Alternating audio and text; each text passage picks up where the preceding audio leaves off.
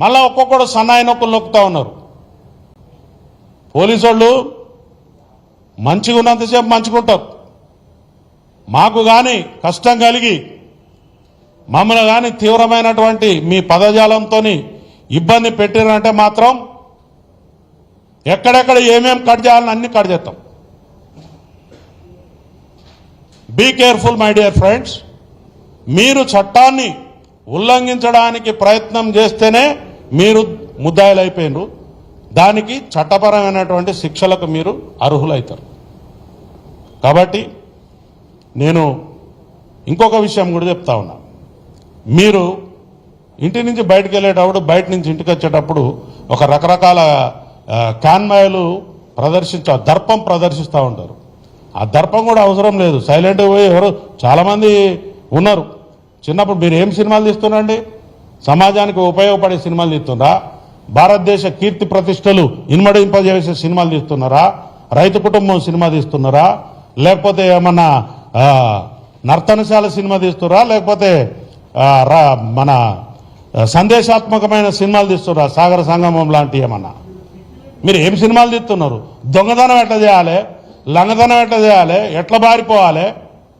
కనీసం మహిళలు అంటే మీకు గౌరవం కూడా లేదు. మహిళలు అంటే గౌరవం కూడా లేదు నీకు. ఇంతవరకు ఎవరు అడిగి ఉండడు ఈ ప్రశ్న. నువ్వు హీరోయిన్ పట్టుకుని ఏమంటావు? అరే 1000 రూపాయలు ఇస్తే అది ముద్దు వేరే అడుగురా అంటావు. ఇదే నువ్వు నేర్పించేది? ఏం నేర్పిస్తున్నావు సమాజానికి? ఒకసారి సినిమా తీసేటప్పుడు మా బిడ్డలు గరీబోళ్ళు ఎందుకు తీసే నీ 3000 5000 రూపాయల టికెట్లు కొని ఎందుకు పోవాలి? దానికి ఒక హైప్ క్రియేట్ చేస్తున్నావు. దానికి ఒక థియేటర్ లేకుండా, ఇంకొక కొత్త సినిమా లేకుండా మీరు సినిమాలను పంచుకుని టైమ్లీ నెలకొకడు సినిమా పెట్టుకోవాలి. ఆ సినిమా తప్ప ఇంకొక సినిమా ఆడదు. ఏముంది మీ దాదాగిరి? మీకు ఆ రైట్ ఉందా? ఒక ఉపాయం ప్రకారం నీ సినిమా తప్ప ఇంకొక సినిమా లేకుండా చేసి ప్రజలను ఆ సినిమానే ఖచ్చితంగా చూసేలా మీరు మలుపుతా ఉన్నారు. ఒక కెనాల్ వాటర్ పోతుంటే ఏ పంట పొలంలోకి మలపాలనో రైతుకు తెలిసిన లాగా మీరు దీన్ని పండించుకుంటున్నారు. సినిమా టాకీస్లా రేట్లు 100 రూపాయలు, 50 రూపాయలు, 20 రూపాయలు ఉంటుండే. ఆ రేట్లు 100 పక్కన 4 సున్నాలు, 25 పక్కన 2 సున్నాలు. ఏంటిదండి ఇది? What is this? నిన్నెవరు మేము బతిలానేమా మా కోసం ఒక ఇట్లాంటి సినిమా తీసిపెట్టని? నేను ఇక్కడి నుంచి చెప్తున్నా. నువ్వేమన్నా పారంజి సినిమాలు చూపిస్తున్నావా బాబు? ఈ దేశాని కోసం ఏమన్నా చెప్తున్నావా?